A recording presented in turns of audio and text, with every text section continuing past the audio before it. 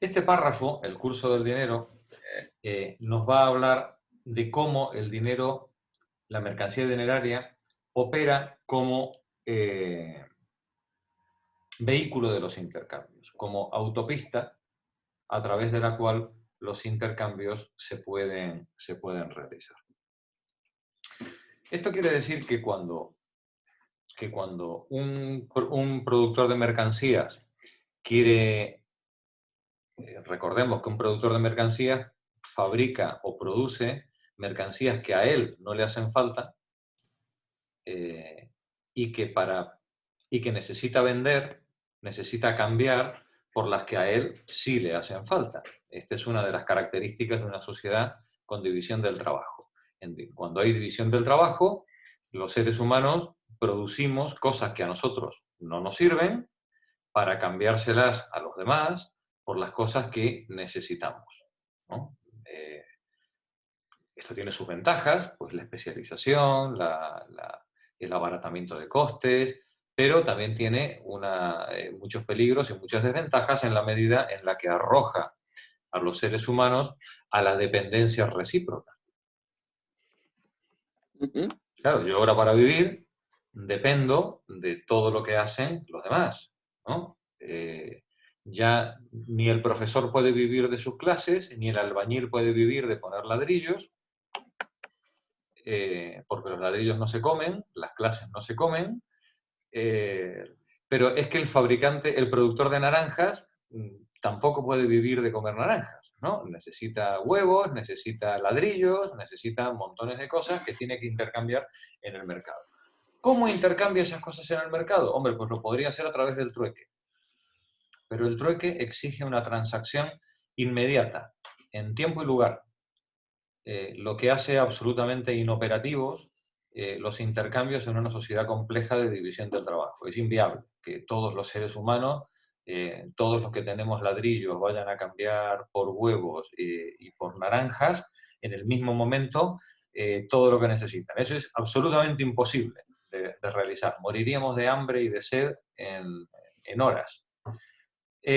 Para poder solucionar eso, se utiliza una mercancía intermedia, que es la mercancía dineraria, que permite eh, lubricar, facilitar esos intercambios separando la venta de la compra, haciendo que el productor de naranja pueda vender la naranja y con la mercancía dineraria obtenida pueda ir luego en otro momento o en otro lugar con esa mercancía dineraria a comprar las cosas que necesita. Es decir, la mercancía dineraria permite separar espacial y temporalmente la venta de la compra.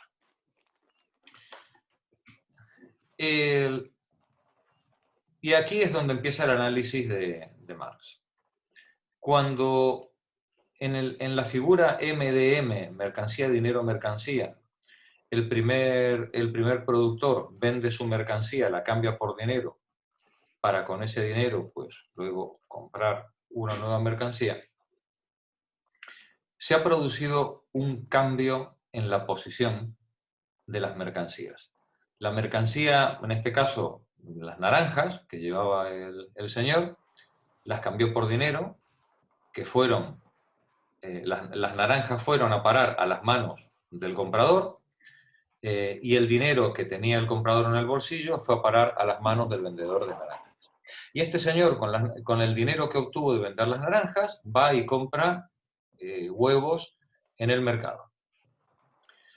Con lo cual, el dinero que tenía él en el bolsillo pasa al propietario de los huevos y los huevos pasan al propietario del dinero que era el que había vendido las naranjas en su primer momento. Vendió naranjas para comprar huevos. Y ese proceso lo hizo a través de la mercancía dineraria. Vemos en este proceso que las mercancías cambian de manos en dirección opuesta a cómo el dinero cambia de manos. La mercancía sigue un sentido y el dinero sigue el sentido opuesto. Finalmente, cuando las mercancías llegan a su consumidor final, las mercancías se detienen porque el fin de las mercancías es el de ser consumidas, han cumplido su función, y el dinero se detiene. El dinero se detiene en las manos de los vendedores, del último vendedor, y la mercancía se detiene en las manos del último comprador. Procurad ser el último vendedor, moraleja. ¿Vale? Ya veis, primera lección de la tarde, ¿vale? Es decir, las mercancías se detienen en su punto de consumo y en una sociedad capitalista mercantil desarrollada el dinero se detiene en el otro extremo. Esto, en principio, que es algo muy sencillo, claro, esto es una circulación simple, pero la realidad es que cuando el señor de las naranjas puso en marcha el proceso mercantil, vendiendo la naranja con el fin de comprar huevos, abrió, nos decía Marx en el parágrafo anterior, dice, este señor abre un sinfín de actos mercantiles que van a tener lugar sucesiva o simultáneamente, de los que él no tiene la menor idea. Es decir, cómo van a él al final lo único que le interesa es vender sus naranjas para comprar los huevos. Pero todo lo que los demás compradores y vendedores hicieron gracias a que él puso en movimiento la naranja, ni lo sabe, ni puede saberlo, y como ni le interesa. Y eso es como decía Marí, pues que es que ni le interesa, él quiere los huevos, ya está. El asunto es que tenemos que ser conscientes de que el proceso mercantil es un proceso complejo que se produce a espaldas de los productores, compradores y vendedores individuales. Y en ese proceso complejo, las mercancías cambian de manos en la misma medida en la que va cambiando de mano las piezas dinerarias que se intercambian.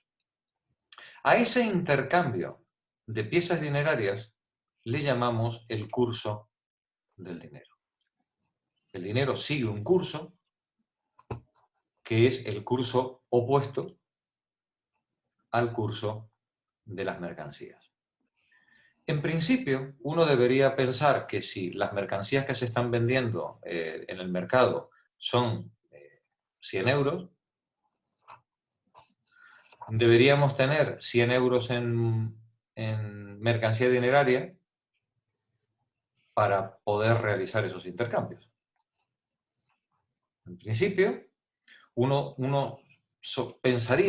podría pensar que la masa del dinero circulante debería ser equivalente a la masa, a la suma de los precios de las mercancías circulantes.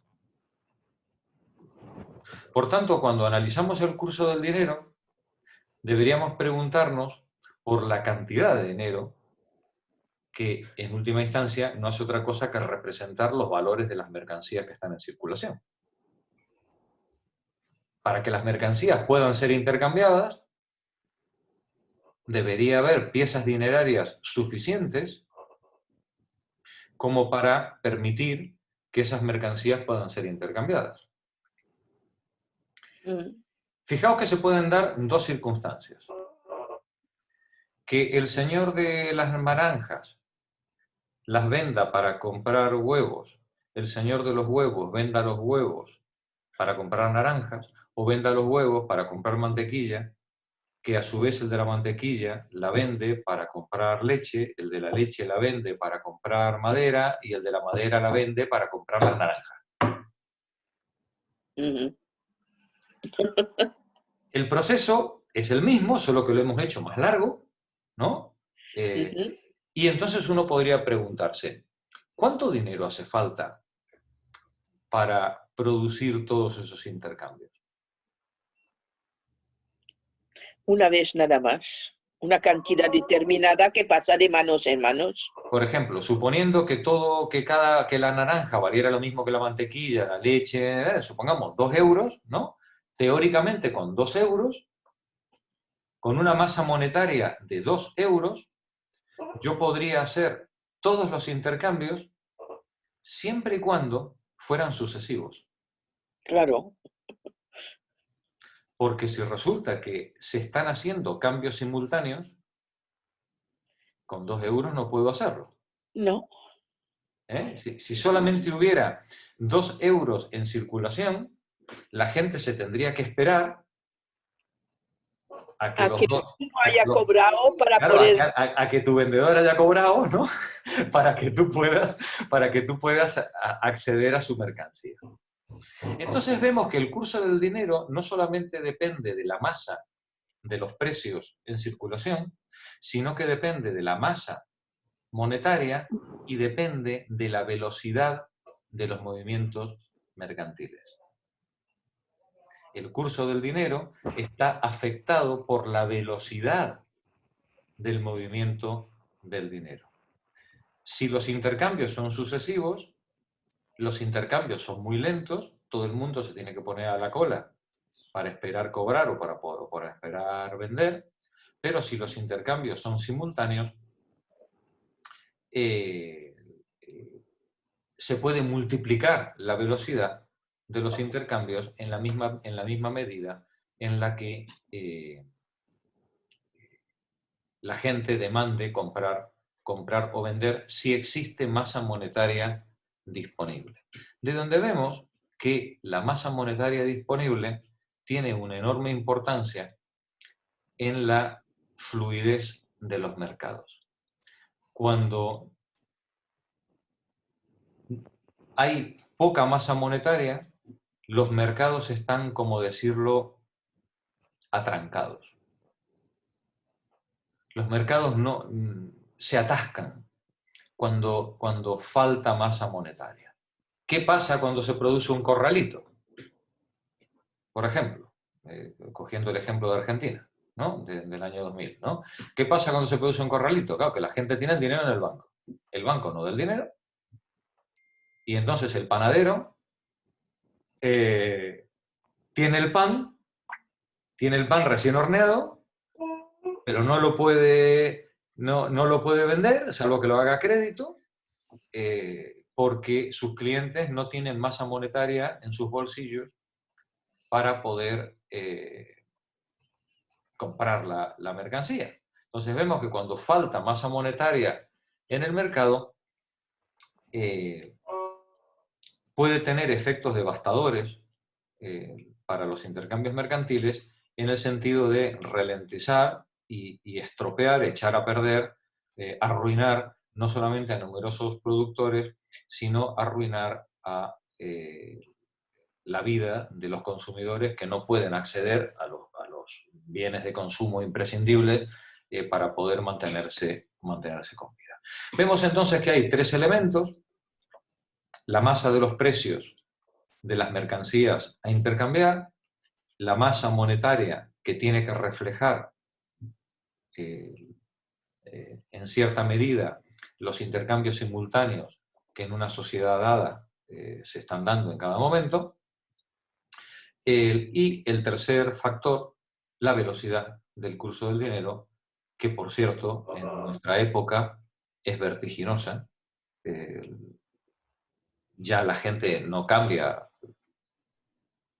mercancías con papel moneda.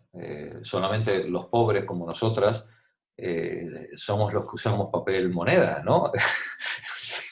Ya el 80, el 90, yo qué sé, por ciento de las transacciones económicas que se realizan en una economía moderna es digital. A nadie se le ocurre ir con monedas a comprar, no sé, aparte del pan, ¿no? Poca cosa, ya prácticamente ni en Mercadona, ¿no? Vas con dinero en el bolsillo, ¿no? Cuando vas al mercado, no, no digo el supermercado, sino al mercado. Cuando vas al mercado, claro. Pero digamos ya la economía basada en el papel moneda físico en nuestra época ya es prácticamente residual, ¿no? El grueso de los intercambios mercantiles son digitales y realizados a través de medios electrónicos, con lo cual además adquiere unas velocidades absolutamente vertiginosas el movimiento del dinero.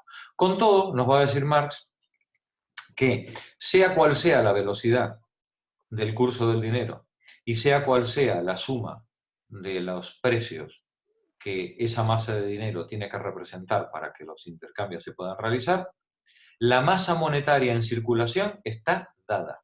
¿Está? Está dada, es un dato, es un hecho. No, y además es un hecho empírico, no se puede, no es algo que, no existe ninguna fórmula con la que pretender calcular algo como esto. Es un hecho empírico que cualquier gobierno moderno, más o menos desarrollado y competente, que no sea extraordinariamente inútil, sabe pues, que hacen falta determinadas masas monetarias en circulación para poder satisfacer la masa de precios mercantiles que tienen que realizar las mercancías en el intercambio. Jorge, por eso los gobiernos dan subsidio, por ejemplo los Kirchner, que daban a los pobres una suma, o acá todos los desempleados. Acá, por ejemplo, en el pueblo trabajan 3 meses para el ayuntamiento y después reciben dinero todo el año. Es para que todo esto siga dando vueltas, para que funcione. Bueno, sí y no. Sí y no. Es mi opinión, pero creo que en mi opinión, cuando el gobierno hace estas cosas es para evitar la degradación extrema de la parte más vulnerable de la población y sobre todo para evitar las revueltas sociales y el caos, ¿no? Digamos, tú tienes que poner un freno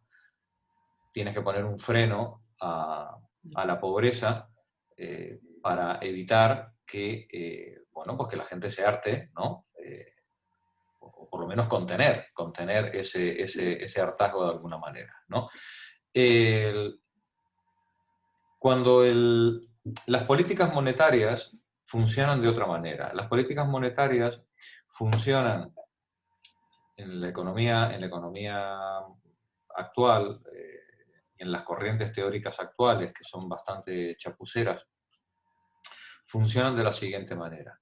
Yo quiero alegrar la economía, bajo los tipos de interés e inyecto dinero en el circuito económico. Al bajar los tipos de interés, la gente se endeuda, compra más, teóricamente, y de esa manera le doy alegría a la economía. Se produce un proceso inflacionista,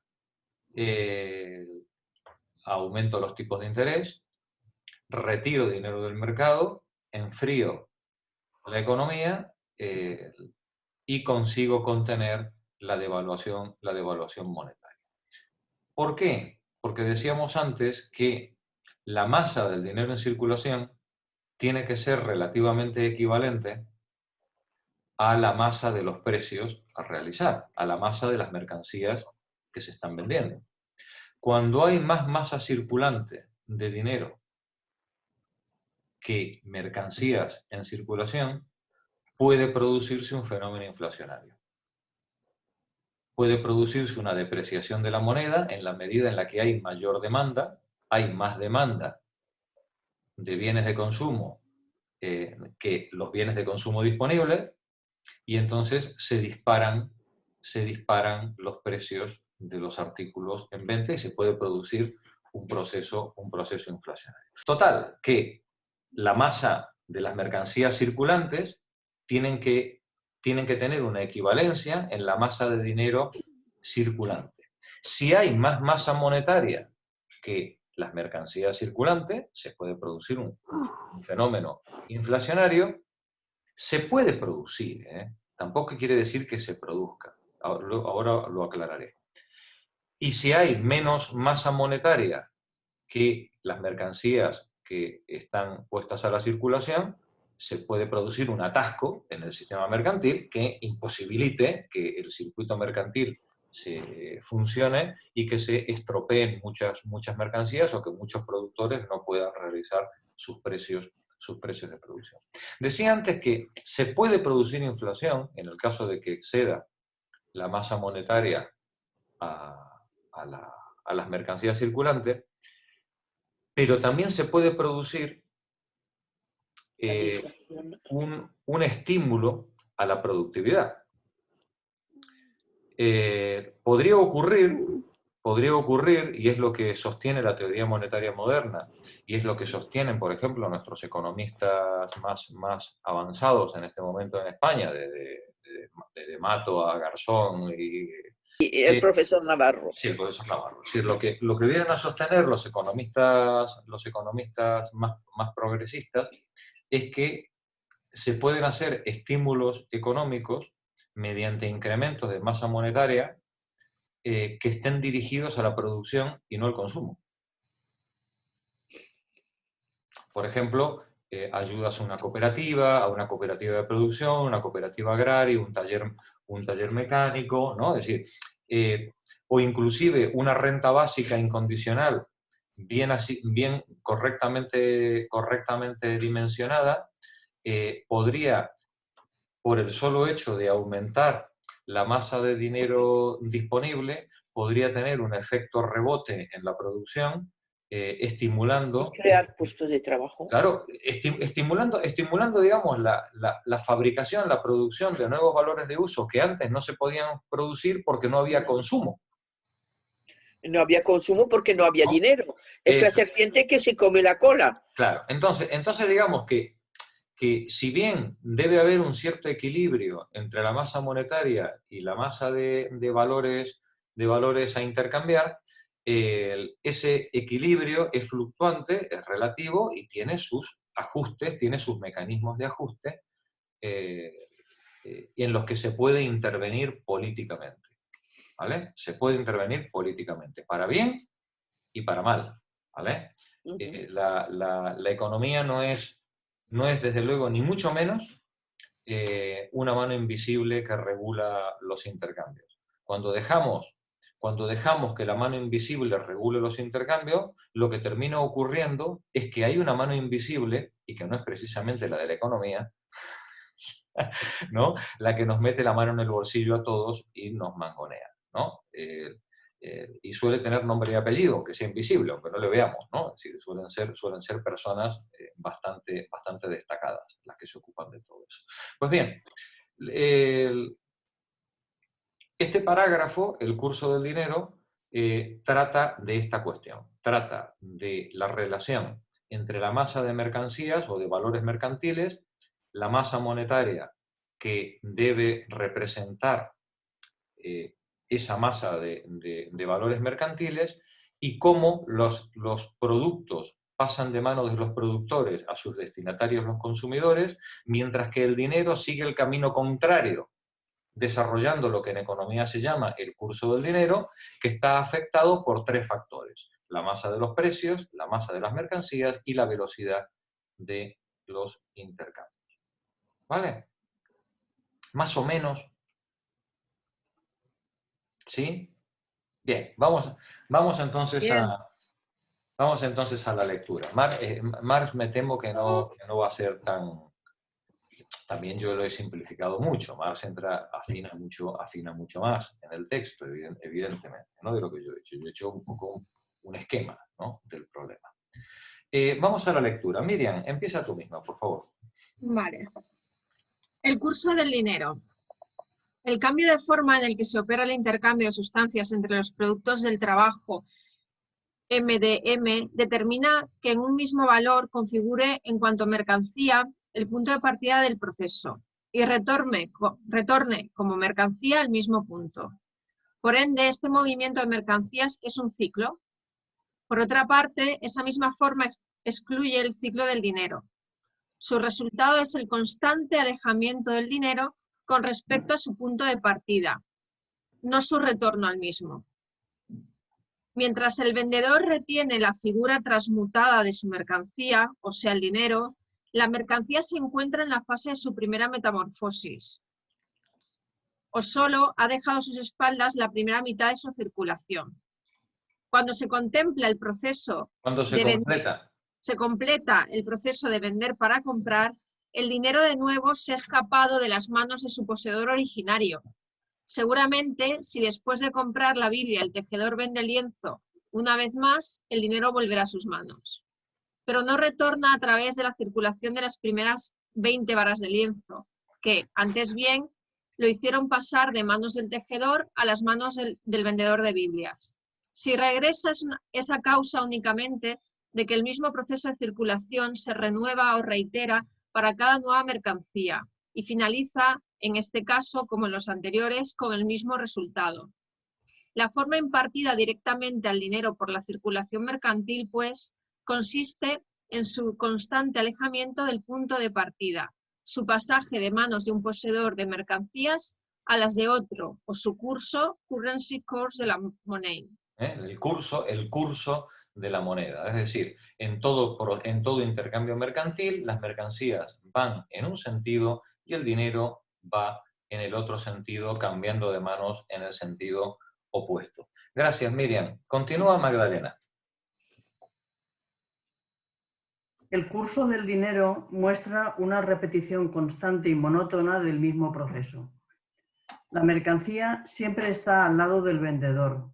El dinero siempre al lado del adquiriente como medio de compra. Oficia de medio de compra al realizar el precio de la mercancía. Y al realizarlo, transfiere la mercancía de manos del vendedor a las del comprador, mientras él mismo se aleja a la vez de las manos del comprador y pasa a las del vendedor, para repetir luego el mismo proceso con otra mercancía. El hecho de que esta forma unilateral de movimiento del dinero nazca del movimiento formal bifacético de la mercancía queda encubierto. La naturaleza misma de la circulación mercantil ocasiona la apariencia contraria. La primera metamorfosis de la mercancía no solo es visible en cuanto a movimiento del dinero, sino como movimiento de la mercancía misma. Por el contrario, su segunda metamorfosis solamente es visible como movimiento del dinero. En la primera mitad de su circulación, la mercancía cambia de lugares con el dinero. De este modo y a la vez, su figura de uso quedaba marginada de la circulación, pasaba al ámbito del consumo. Es decir, la mercancía sale en el momento en el que se vende, la mercancía sale de la circulación y pasa al ámbito del consumo. ¿Vale? Continúa, Magdalena. La sustituía su figura de valor o larva del dinero. La segunda mitad de la circulación ya no la recorre envuelta en su piel propia y natural, sino en la del oro. Con ello, la continuidad del movimiento recae enteramente en el dinero. Y el mismo movimiento que supone dos procesos contrapuestos para la mercancía implica siempre, como movimiento propio del dinero, el mismo proceso, esto es, su cambio de lugar con otra mercancía simple, siempre cambiante. Gracias, Magdalena. Alfonso, continúa tú, por favor.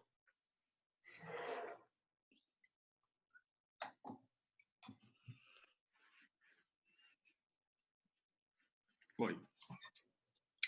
El resultado de la circulación de mercancías, la sustitución de una mercancía por otra, se presenta mediado, pues, no por el propio cambio de forma experimentado por aquellas, sino por la función del dinero como medio de circulación. Este hace circular las mercancías en sí y para sí carentes de movimiento, transfiriéndolas siempre en sentido contrario al de su propio curso, de manos de aquel para quien son no valores de uso, a manos de quien las considera valores de uso. Constantemente aleja del ámbito de la circulación las mercancías, al ocupar una y otra vez los lugares que éstas dejan libre en aquella, con lo cual el mismo se aleja de su punto de partida. Por consiguiente, aunque el movimiento del dinero no sea más que una expresión de la circulación de mercancías, esta se presenta a la inversa como mero resultado del movimiento dinerario. Es decir, visto desde el punto de vista del productor de mercancías, lo que vemos en el proceso mercantil es movimiento de mercancías, visto desde el punto de vista de los compradores, lo que vemos es movimiento de dinero, ¿vale? Que va en el sentido contrario. Adelante, Alfonso. Por otra parte, si al dinero le cabe la función de medio de circulación, ello se debe únicamente a que es el valor autónomo de las mercancías. Por tanto, su movimiento, en cuanto medio de circulación, no es, en realidad, más que el movimiento formal de aquellas. De ahí que este último movimiento tenga que reflejarse, incluso de manera sensible, en el curso del dinero. El doble cambio de forma de la mercancía se refleja en el cambio de ubicación, también doble, de la misma pieza dineraria, siempre que consideremos la metamorfosis global de una mercancía en la reiterada repetición de su cambio de lugar. Siempre que consideremos en su interconexión el entrelazamiento de las innumerables metamorfosis. Las mismas piezas dinerarias llegan como figura enajenada de la mercancía a manos del vendedor y las abandonan como figura absolutamente enajenable de la misma. Gracias, Alfonso. Ambas veces. Luis, continúa tú. Ambas veces. Sí. Ambas veces el dinero opera de la misma manera, como medio de compra, primero de una, luego de la otra mercancía. Pero para la misma mercancía, la conexión interna de ambos procesos se pone de manifiesto en el movimiento doble y antitético impreso a las mismas piezas dinerarias. Las mismas dos libras esterlinas que en la compra del lienzo pasaban del bolsillo del cultivador de trigo al del tejedor del lienzo, emigran de este último bolsillo cuando se efectúa la compra de la Biblia. Se trata de un cambio doble de ubicación y, si consideramos el lienzo o sus representantes como el centro de un cambio en el sentido contrario, positivo en el caso del ingreso del dinero, negativo en el de su egreso. Gracias, Luis. Julián, por favor, lee la nota A.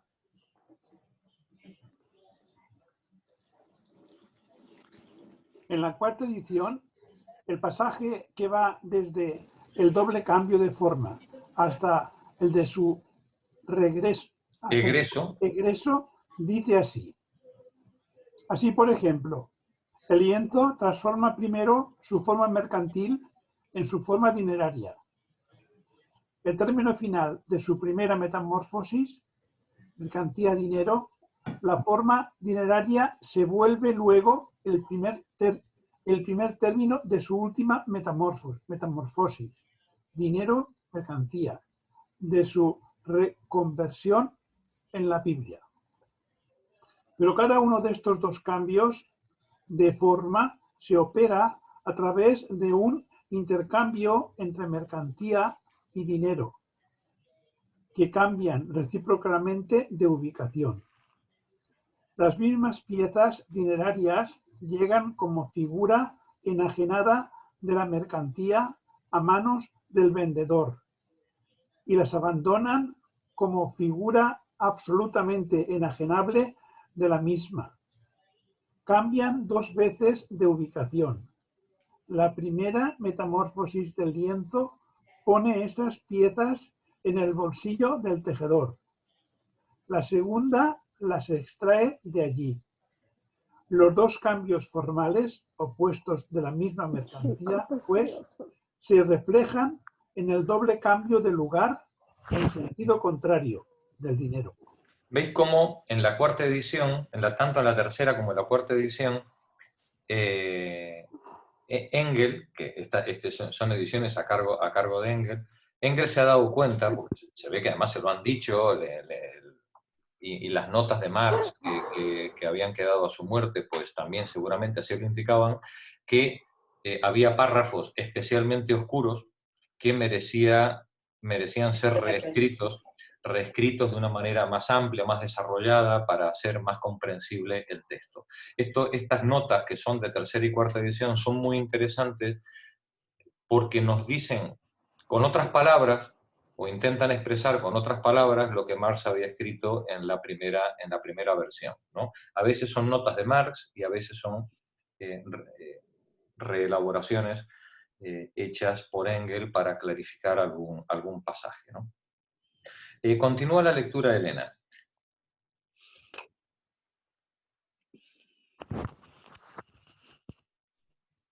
Cuando por el contrario, decía. Sí, sí. Cuando por el contrario solo se operan metamorfosis unilaterales de mercancías, meras ventas o simples compras, como se quiera, el mismo dinero cambia únicamente una vez de lugar. Su segundo cambio de ubicación expresa siempre la segunda metamorfosis de la mercancía. Lee por favor, Elena, la nota B. La reconversión de esta en dinero. La nota B dice: en la cuarta edición se agregó esta oración. En el frecuente cambio de ubicación de las mismas piezas dinerarias se refleja no solo la serie de metamorfosis de una mercancía única, sino también el entrelazamiento de las innumerables metamorfosis que se operan en el mundo de las mercancías en general. Es decir, cuando observamos en los movimientos mercantiles, no debemos ver solamente el movimiento mercantil que tenemos delante, sino todo lo que se está abriendo en ese mismo momento de forma simultánea. Adelante, Elena. Por lo demás, se comprende de suyo que todo esto solo se aplica a la forma que consideramos, la de la circulación mercantil simple. Al dar su primer paso en la circulación, al cambiar por primera vez de forma, toda mercancía queda marginada de aquella, en la cual entran constantemente nuevas mercancías. Sí, cada vez que una mercancía se vende, la mercancía sale del proceso de circulación para ser consumida. ¿Vale? Lo que ocurre es que simultáneamente otras infinito número de mercancías está entrando en el proceso mercantil. ¿Vale? Gracias a esos 2 euros que se pusieron en marcha en la primera etapa. Adelante. En cuanto a medio de circulación, por el contrario, el dinero está instalado permanentemente en la esfera de la circulación y trajina en ella sin pausa. Se plantea entonces el interrogante de cuánto dinero absorbe constantemente dicha esfera. ¿Cuánto dinero? Entonces, esa es la pregunta, ¿no?, que se plantea. Oye, si resulta que las mercancías se van para ser consumidas, pero el dinero sigue dando vueltas, sigue trajinando sin pausa, ¿no?, de unas mercancías en otras. ¿Cuánto dinero absorbe la esfera de la circulación? Adelaido, por favor, continúa tú. Bueno, en un país se efectúan todos los días, simultáneamente y por tanto yuxtapuestas en el espacio, numerosas metamorfosis unilaterales de mercancías. O en otras palabras, meras ventas por una parte y por otra, simples compras. En sus precios, las mercancías ya están equiparadas a determinadas cantidades figuradas de dinero. Ahora bien, como la forma de circulación directa, aquí considerada, hace que siempre se enfrenten entre sí y de manera tangible la mercancía y el dinero. La una en el polo de la venta, el otro en el polo opuesto, el de la compra. La masa de medios de circulación requerida para el proceso de circulación del mundo mercantil está ya determinada por la suma de los precios a que se intercambian las mercancías. La masa de los medios de circulación, es decir, la masa monetaria requerida para el proceso de circulación del mundo mercantil, está determinado por la suma de los precios que se intercambian las mercancías. Sobre todo, especialmente, la suma de los precios que simultáneamente están intercambiándose en el mercado. ¿Vale? Adelante, Adelaide. En rigor, el dinero no hace más que representar de un modo real la suma de oro ya expresada idealmente en la suma de los precios alcanzados por aquellos. De ahí que demos por sobreentendida la igualdad de estas sumas, o de esas sumas.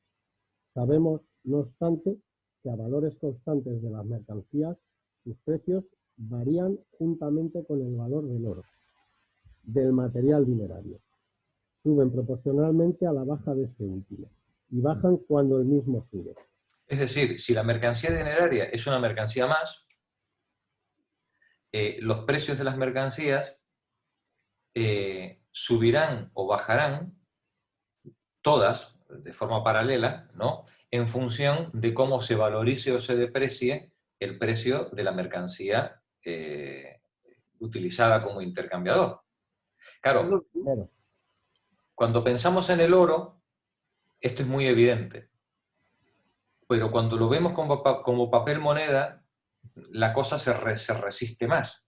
Pero claro, el papel moneda como mercancía, que lo es, en la economía moderna, ¿no? También se puede apreciar o depreciar, puede sufrir procesos deflacionarios, aumentar su precio, o inflacionarios, perder su precio. En la medida en la que en la moneda, el vehículo de intercambio, suba o baje de precios, todo el resto de las mercancías subirá o bajará de precios y por tanto harán falta cantidades diferentes de masa monetaria para poder hacer frente a la masa de los intercambios que en ese momento se están expresando en el mercado. El precio del valor del dinero. El valor, sí, lo que hoy diríamos el precio, lo que hoy diría un economista trucho, el precio del dinero, ¿no? Esa cosa tan mística, ¿no? Ese es el precio del dinero, ¿no? Y además se les llena la boca, ¿no? A los... A ver, venga, adelante, Adelaida. Si la suma de los precios alcanzados por las mercancías aumenta o disminuye, la masa del dinero circulante habrá de acrecentarse o reducirse de igual proporción. Es verdad que la variación que se opera en la masa de los medios de circulación reconoce su origen en el dinero mismo, pero no en su papel de medio de circulación, sino en su función de medir el valor. Claro, la variación que se opera en la masa de los medios de circulación, dice, reconoce su origen en el dinero mismo, pero no en su papel como medio de circulación, sino en su función de medir el valor. Porque tiene valor, es por lo que su valor puede subir o bajar en relación al resto de los precios, a los valores que se expresan en precios de las demás mercancías. ¿Vale? Adelante, Adelaide. Primero, el precio de las mercancías varía en razón inversa al valor del dinero. Y luego la masa de medios de circulación se modifica en proporción directa al precio de las mercancías. El precio de las mercancías varía en relación inversa al valor del dinero y la masa de medios de circulación se modifica en proporción directa al precio de las mercancías. Es decir, a menor precio del dinero, mayor precio de las mercancías, relación inversa, ¿vale? Y cuanto menor sea el precio del dinero, mayor masa de dinero circulante yo necesito para poder hacer frente a todos los intercambios que quiero realizar, ¿vale? Adelante, Adelaide. Un fenómeno idéntico se produciría si, por ejemplo, en vez de disminuir el precio del oro, la plata lo sustituyera como medida de valor. O si en lugar de aumentar el valor de la plata, el oro la desplazase de la función de medir el valor. ¿Qué ocurriría si nosotros cambiáramos en una economía basada en el oro, como vehículo de los intercambios, la sustituyéramos por plata? Porque necesitaríamos el doble o el triple de monedas de plata para hacer frente a la masa de los intercambios. La masa de los intercambios, si la masa de los intercambios era 100, y yo eso antes lo hacía con 100 piezas de oro, si ahora tengo que hacerlo con plata que vale 3 veces menos que el oro, pues necesitaré 300 piezas de plata para poder dar salida a todos los intercambios que se quieren realizar en el mercado. ¿Vale? Adelante, Adelaide. El oro la desplazará de la función de medir el valor. En el primer caso tendría que circular más plata que antes oro. En el segundo, menos oro que antes plata. En ambos casos se habría modificado el valor del material dinerario, esto es, de la mercancía que funciona como medida de los valores, y por tanto la expresión correspondiente a los precios de los valores mercantiles. Y por ende la masa del dinero circulante que sirve para la realización de estos precios. Gracias, Adelaide. Continúa Paco. Vimos que la esfera de la circulación mercantil presenta un orificio por el cual penetra el oro, o la plata, en una palabra, el material del dinero, como mercancía de un valor dado. A ver, sí, mira Paco, vimos que en la esfera de la circulación hay un orificio por el cual entra el oro, ¿no? Las minas de oro, ¿vale? Por las minas de oro entra el material dinerario en la esfera de la circulación, y entra como una mercancía, entra como algo que tiene un valor, que es el trabajo humano que costó extraer el oro de las minas, ¿vale? Adelante, Paco. O la plata, en una palabra, el material del dinero, como mercancía de un valor dado. Dicho valor está presupuesto en la función que el dinero desempeña como medida de valor y por ende por la fijación de precio. Ahora bien, a la baja el valor de la medida, si baja el valor de la medida de los valores, esto se manifiesta ante todo en que variarán los precios. Es lo de que la plata sería más barata. Sí, o si por ejemplo ahora resulta que se descubre un procedimiento por el que sacamos el doble de oro con el mismo trabajo, el valor del oro cae a la mitad. ¿Vale? Es decir, y en la medida en la que el valor del oro cae a la mitad, eso se reflejará en los precios de las mercancías. Variarán los precios de las mercancías que se intercambian directamente por los metales preciosos en cuanto a mercancías, en los lugares de producción de los mismos. Bueno, pero depende del trabajo que cuesta extraerlo y también de la abundancia que haya, ¿no? Principalmente depende del trabajo. La abundancia afecta a la oferta y la demanda. Pero recordad que desde el capítulo 1 hemos aislado esa variable y hemos dicho que la oferta y la demanda están equilibradas.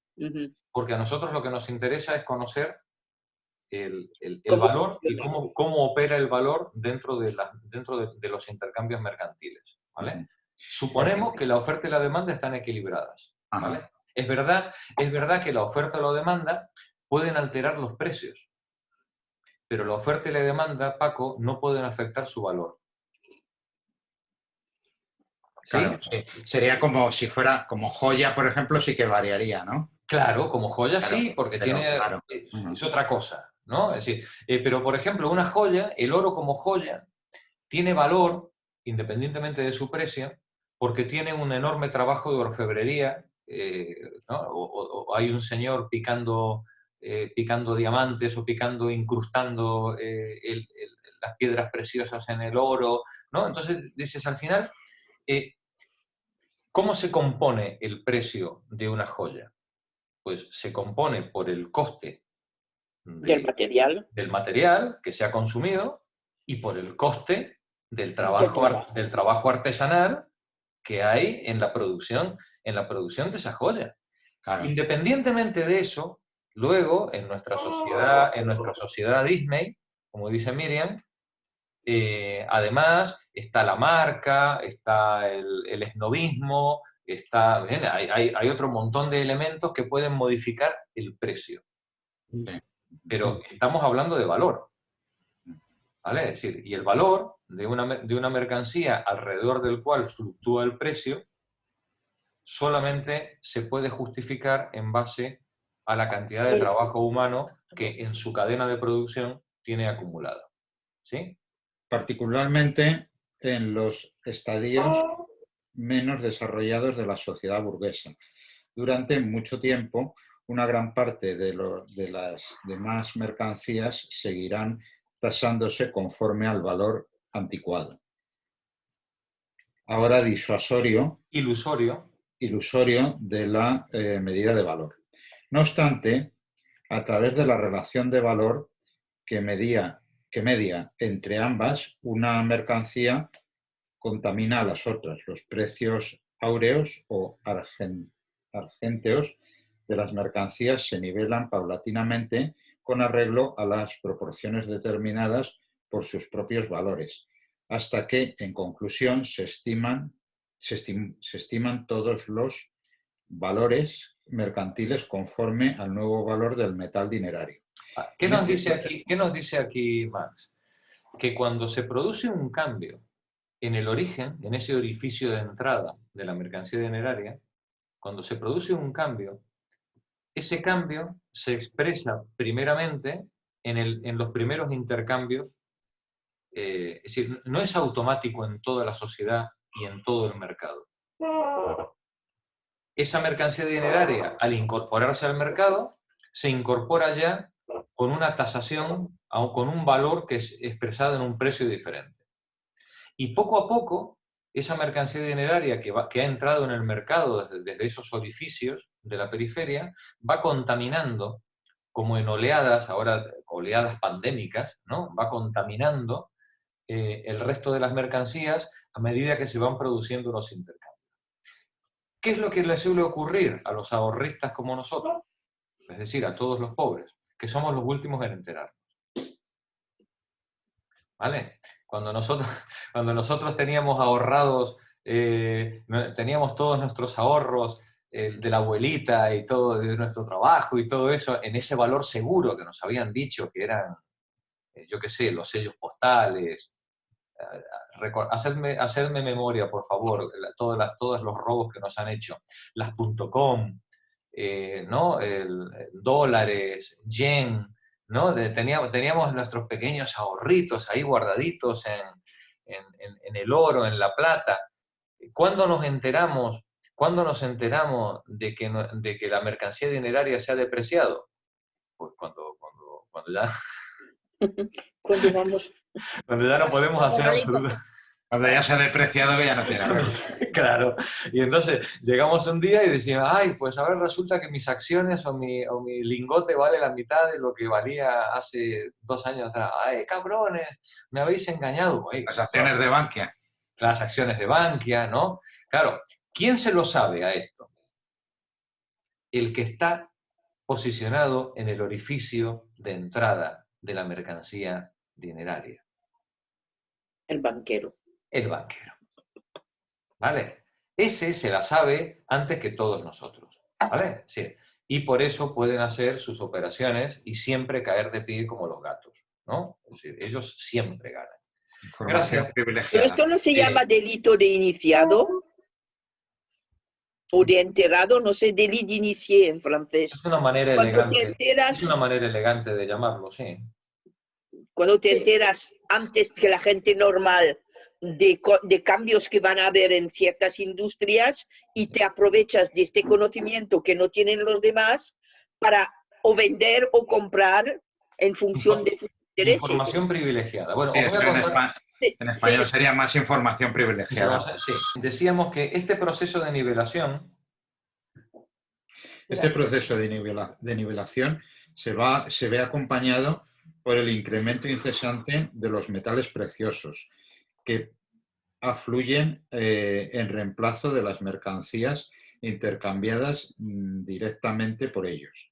En la misma medida, pues, en que se generaliza el reajuste de los precios de las mercancías o que se estiman sus valores de acuerdo con los valores nuevos del metal, más bajo y hasta cierto punto aún en disminución, ya se dispone también de la masa metálica adicional que se requiere para realizar dichos valores. El análisis unilateral de los hechos que siguieron al descubrimiento de los nuevos yacimientos auríferos y argentíferos indujo en el siglo XVII y sobre todo en el XVIII a la conclusión errónea de que los precios habían aumentado porque era mayor la cantidad de oro y plata que funcionaba como medio de circulación. En lo sucesivo se parte del supuesto de que el valor del oro está dado como del hecho de que está... Como de hecho lo está. De hecho lo está en el momento de establecer los precios. Es decir, partimos de la base de que el valor de la mercancía dineraria es dado independientemente de las fluctuaciones que la oferta o la demanda o la mayor productividad, la mayor producción o menor producción puedan producir, puedan generar. Víctor Jaques, adelante tú. Bajo este supuesto, la masa de los medios de circulación queda determinada por la suma de los precios a realizar de las mercancías. La masa de los medios de circulación queda determinada por la suma de los precios a realizar por las mercancías. ¿Vale? Adelante, Víctor. Si suponemos, además, que el precio de cada clase de mercancía ya está dado, es obvio que la suma de los precios alcanzados por las mercancías dependerá de la masa de estas que se encuentre en la circulación. No es necesario devanarse los sesos para comprender que si un cuarto de trigo cuesta 2 pounds, 100 quarters costarán 200 pounds, 200 quarters 400 pounds, etc. Y que, por tanto, a la par de la masa de trigo, tendrá que aumentar la masa de dinero que, en la venta, cambia de lugar con el cereal. Es decir, para que yo pueda poner en circulación mayor masa de mercancías, necesitaré una mayor masa monetaria que lo permita. Adelante, Víctor. Si suponemos que la masa de las mercancías está dada, la del dinero circulante crecerá o decrecerá con arreglo a las oscilaciones que experimenten los precios de las mercancías. Aumenta o disminuye porque la suma de los precios de las mercancías sube o baja a consecuencia de los cambios que se operan en sus precios. Para que ello ocurra, en modo alguno hace falta que simultáneamente se incrementen o reduzcan los precios de todas las mercancías. El alza en los precios de ciertos números de artículos decisivos es suficiente en un caso o la baja de sus precios en el otro para que aumente o disminuya la suma de los precios que hay que realizar de todas las mercancías en circulación y por tanto para lanzar más o menos dinero a la circulación. Sea que el cambio en los precios de las mercancías refleje un cambio real de su valor o simples oscilaciones de los precios en el mercado, el efecto sobre la masa de los medios de circulación será el mismo. Gracias, Víctor. Clara, continúa tú, por favor. Supongamos ahora cierto número de ventas o metamorfosis parciales carentes de relación entre sí, simultáneas y por tanto yuxtapuestas en el espacio. Por ejemplo, la de un cuarter de trigo, 20 varas de lienzo, una Biblia, 4 galones de aguardiente.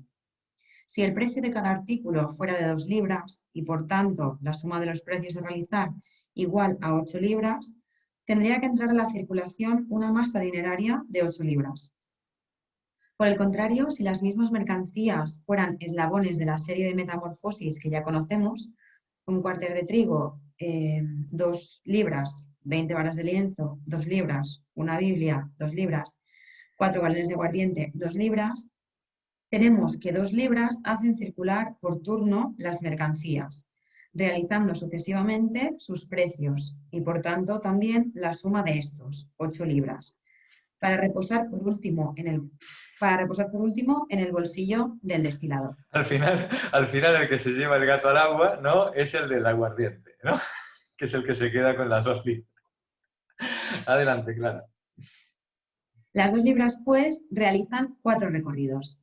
Este reiterado cambio de ubicación por parte de las mismas piezas dinerarias representa el doble cambio formal de la mercancía, su movimiento a través de las 2 fases contrapuestas de la circulación y el entrelazamiento de las metamorfosis experimentadas por diversas mercancías.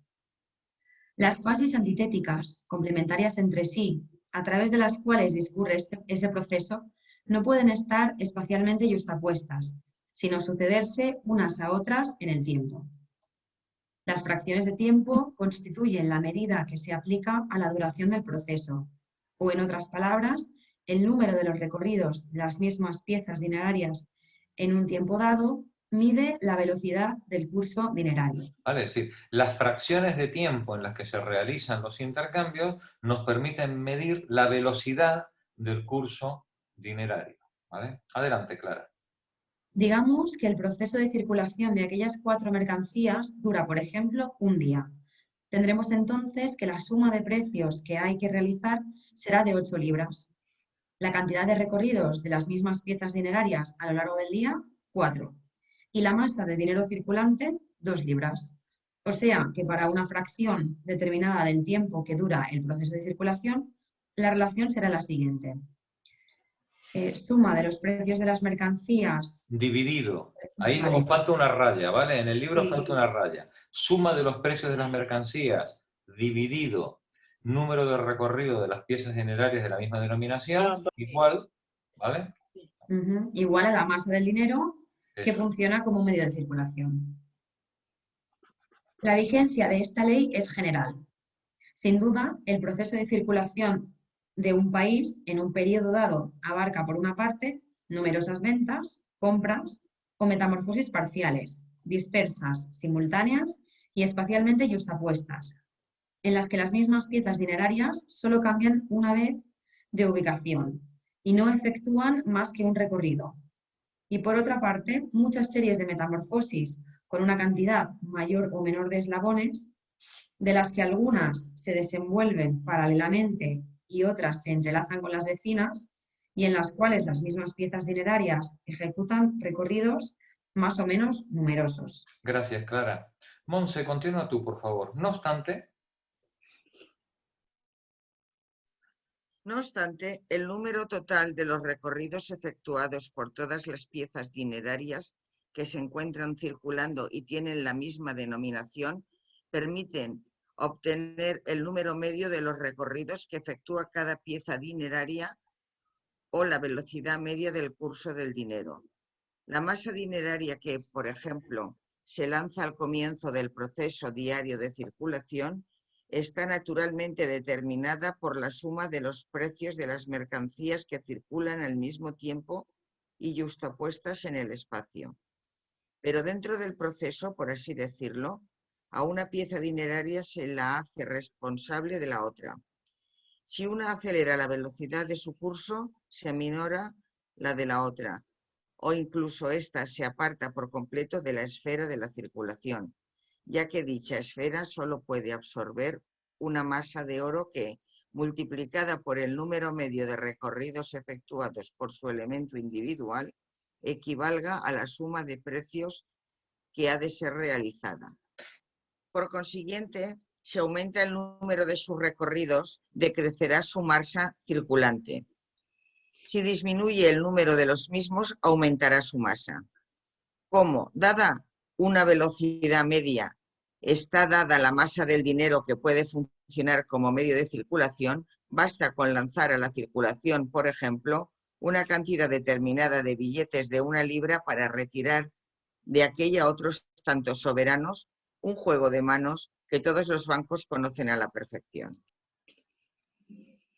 Así como en el curso del dinero, en general, únicamente se manifiesta el proceso de circulación de las mercancías, vale decir, el ciclo de estas a través de la metamorfosis contrapuestas, en la velocidad del curso del dinero se manifiesta la velocidad de su cambio en forma, la concatenación incesante de las series metamórficas, la premura del metabolismo, la velocidad con la que las mercancías desaparecen de la esfera circulatoria y su sustitución igualmente rápida por otras mercancías.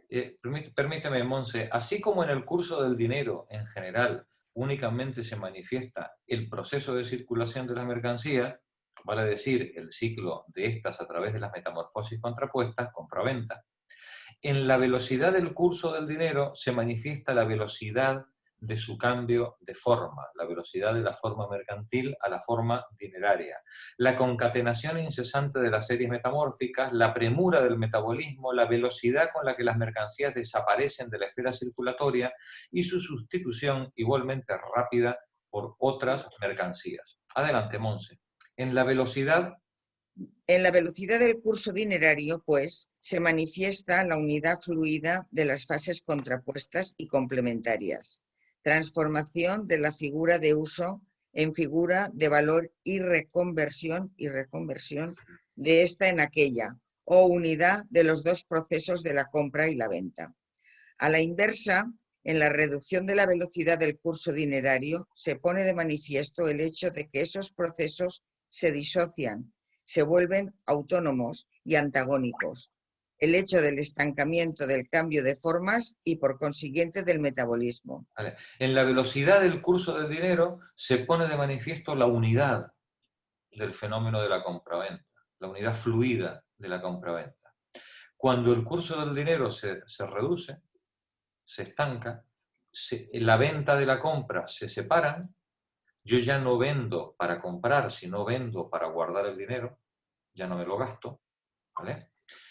Se disocian y se pone de manifiesto el hecho antagónico de ambos aspectos, ¿no? La venta y la compra, que son dos cosas realmente en el fondo formalmente diferentes. Continúa, Monse. La circulación misma, desde luego, no nos explica cuáles son las causas que motivan ese estancamiento. Se limita a mostrarnos el fenómeno. El público en general, al ver que cuando aminora la velocidad del curso del dinero, éste aparece y desaparece con menos frecuencia en todos los puntos periféricos de la circulación, tiende a explicar ese fenómeno por la cantidad insuficiente de medios de circulación. Gracias, Monse. Nani, por favor, lee la nota que no sé qué número tiene, porque... No se ve. No se ve, ¿no? No, no se ve. 77. Tiene unos signos cabalísticos.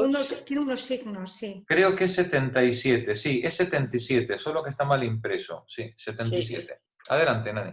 Como el dinero es la medida común de la compra y la venta, todo el que tiene algo para vender y no puede conseguir compradores para sus artículos, tiende enseguida a pensar que la causa de que aquello no tenga salida es la escasez de dinero en el reino o en el país. Y así el clamor general es que escasea el dinero, lo cual es un gran error. ¿Qué pretenden los que claman que haya más dinero? El agricultor se queja, piensa que si hubiera más dinero en el país podría obtener un buen precio por sus productos. Parece entonces que lo que necesitan no es dinero, sino un precio para sus granos y su ganado, o lo que desearía vender, pero no puede. ¿Por qué no puede obtener un buen precio? Primero, o porque hay muchos granos y ganado en el país, con lo cual la mayor parte de los que acuden al mercado tienen necesidad de vender como él, y pocos la de comprar, o segundo, porque se reduce la salida usual mediante la exportación hacia el extranjero. O bien tres, el consumo decae, como por ejemplo ocurre cuando la gente, debido a su pobreza, no gasta tanto como antes en mantener sus hogares, de donde se desprende que de ningún modo sería el incremento del dinero, específicamente lo que haría que aumentaran de precio los artículos del agricultor, sino la remoción de unas de estas tres causas, que son las que realmente deprimen el mercado. Nani, continúa, por favor. De la misma manera, al mercader y al tendero le hace falta el dinero. Esto es, como el mercado decae, necesitan que los bienes con los que trafican encuentren salida. Nunca una nación prospera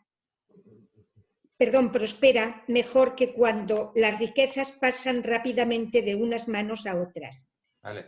Nunca una nación prospera, sino cuando los intercambios entre los productos del trabajo fluyen y se mueven, ¿vale? Y unas personas trabajan para otras y se van ayudando y produciendo unas a otras lo que necesitan mutuamente.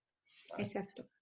Adelante. Todas las falacias de Herrenwatch desembocan en que es posible superar, gracias al incremento de los medios de circulación, las contradicciones que emanan de la naturaleza de las mercancías y que, por consiguiente, se manifiestan en la circulación mercantil. Por lo demás, de que sea una ilusión popular atribuir a una escasez de medios de circulación los estancamientos que experimentan los procesos de producción y circulación, en modo alguno se sigue. A la inversa, que una escasez real de medios de circulación, por ejemplo, a consecuencia de las chapucerías oficiales con la regulación currency, regulación de circulante, no pueda producir paralizaciones por su parte. Esto es lo que os decía, que el hecho de que una política monetaria no pueda mejorar el intercambio de mercancías no quiere decir que una mala política monetaria no pueda estropear por completo la circulación mercantil, ¿vale? Gracias, Nani. Marí, por favor, continúa tú la lectura. Por consiguiente, la cantidad total del dinero que en cada espacio de tiempo actúa como medio de circulación queda determinada, de una parte, por la suma de los precios del conjunto de las mercancías circulantes, de otra parte, por la afluencia más lenta o más rápida de sus procesos antitéticos de circulación, de lo cual depende la parte proporcional de esa suma de precios que puede ser realizada por las mismas piezas dinerarias. Pero la suma de los precios de las mercancías depende tanto de la masa como de los precios de cada clase de mercancías. No obstante, los tres factores, el movimiento de los precios, la masa de mercancías circulantes y, por último, la velocidad del curso del dinero, pueden variar en sentido diferente y en distintas proporciones, y de ahí que la suma de los precios a realizar y, por ende, la masa de medios de circulación que depende de esa suma puedan pasar por numerosísimas combinaciones. Solo nos referiremos aquí a las que han sido las más importantes en la historia de los precios mercantiles. Y aquí Marx, que es un obseso, porque estaba empeñado en que nadie le pudiera enmendar la plana ni en una coma, ¿no? Entonces él ahora aquí nos va a describir las tres opciones que él considera que pueden ocurrir manteniendo fijas dos variables y manteniendo fijo dos elementos de la ecuación y alterando una de las variables de los tres, ¿vale? Vamos allá, Mari. Manteniéndose constantes los precios de las mercancías, la masa de los medios de circulación puede incrementarse, ya porque aumente la masa de las mercancías circulantes, ya porque se reduzca la velocidad del curso del dinero, o bien por el concurso de ambas cosas. La masa de los medios de circulación, a la inversa, puede decrecer si disminuye la masa de las mercancías o aumenta la velocidad de la circulación. Segunda opción. Adelante. Si se da una alza general en los precios de las mercancías, las masas de los medios de circulación pueden mantenerse constantes siempre que la masa de las mercancías circulantes decrezca en la misma proporción en que aumenta su precio, o si la velocidad del curso de dinero, manteniéndose constante la masa de mercancías circulantes, aumenta tan rápidamente como el aumento de precios. La masa de los medios de circulación puede decrecer siempre que la masa de las mercancías decrezca con mayor rapidez que los precios, o que la velocidad del curso se incremente más rápidamente que estos. Y la tercera opción. Si se opera una baja general de los precios de las mercancías, la masa de los medios de circulación puede mantenerse constante si la masa de las mercancías se acrecienta en la misma proporción en que se reduce su precio, o si la velocidad del curso del dinero decrece en la misma proporción en que disminuyen los precios. Puede aumentar si la masa de la mercancía se acrecienta más rápidamente o si la velocidad de la circulación se reduce con mayor rapidez que la disminución de precios de la mercancía. Gracias, Marí. Continúa la lectura. Es que hay gente que está sin vídeo. Vicente, por favor, que hace tiempo que no te veía. Sí, buena vesprada. Sí, hace tiempo. Buena vesprada, Vicente. Avant. Vale. Las variaciones de los diversos factores pueden compensarse recíprocamente de tal suerte que, pese a la permanente inestabilidad de aquellos, se mantenga constante la suma total de los precios mercantiles que hay que realizar y, asimismo, por tanto, la masa dineraria circulante. Por eso, y principalmente cuando se examinan periodos algo más prolongados, se descubre que el nivel medio de la masa dineraria circulante en cada país es mucho más constante y que, si se exceptúan las intensas perturbaciones periódicamente derivadas de las crisis en la producción y el comercio y más raramente de un cambio en el valor del mismo dinero, las desviaciones con respecto a ese nivel medio son mucho más exiguas de lo que a primera vista pudiera suponerse. La ley según la cual la cantidad de los medios de circulación está determinada por la suma de los precios de las mercancías circulantes y por la velocidad media del curso dinerario, también puede formularse diciendo que, dada la suma de valor de las mercancías y dada la velocidad media de su metamorfosis, la cantidad de dinero en curso o de material dinerario depende de su propio valor. Que, a la inversa, los precios de las mercancías están determinados por la masa de los medios de circulación y, a su vez, dicha masa por la del material dinerario disponible en un país. Es una ilusión que deriva en sus expositores originarios de la hipótesis disparatada según la cual al proceso de circulación entran mercancías sin precio y dinero sin valor, intercambiándose allí una parte alícuota del conglomerado mercantil por una parte alícuota del amontonamiento metálico. Repitamos, la ley según la cual la cantidad de los medios de circulación está determinada por la suma de los precios de mercancías circulantes y por la velocidad media del curso dinerario, también puede formularse diciendo que, dada la suma de valor de las mercancías y dada la velocidad media de los intercambios mercantiles, la cantidad de dinero en curso o de material dinerario depende de su propio valor. La cantidad de dinero dependerá del valor del dinero y del valor de las mercancías, que tiene que ser equivalentes, porque recordemos que todo proceso de intercambio siempre tiene que ser entre equivalentes. En una economía mercantil, la masa de los precios a realizar por las mercancías tiene que tener su correspondencia en la masa de dinero circulante que permita esos intercambios. Y es falso que los precios disponibles en un país donde la oferta y la demanda estén equilibradas dependa de la masa dineraria, que es la segunda parte del párrafo que estamos leyendo. Bien, espero pues que... esto voy a tener que volverlo a leer este fin de semana muy detenidamente. Sí, sí. De todos modos, yo espero que la síntesis que yo os hice al principio haya sido Sí, ha ayudado, pero... suficientemente estructurada, ¿no? Como para que podáis ir encajando todos los elementos de la argumentación. El jueves que viene vamos a leer el siguiente paso de la mercancía dineraria, que es el salto ontológico que da la mercancía dineraria al signo de valor. Cuando pasamos del oro a la chapa o al papelucho ese con una firma que tenéis en el bolsillo que dice esto vale... Sí, el acto de fe, ¿no? El acto de fe. El paso de la moneda al signo de valor. Un capítulo, una parte del capítulo muy interesante. Esta la vemos el jueves que viene.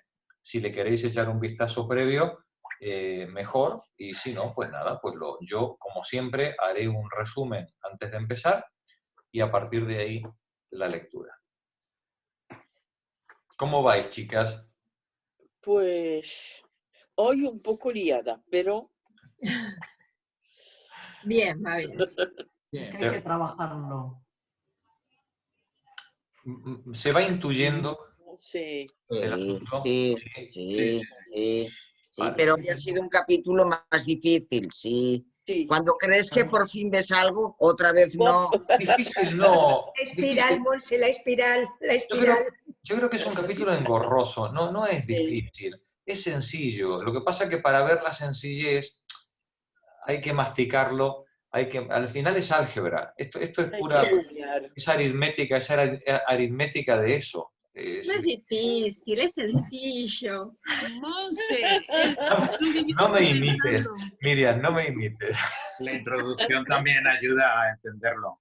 Todo, sí, sí, sí, hombre, es La introducción ha fundamental. estado muy bien.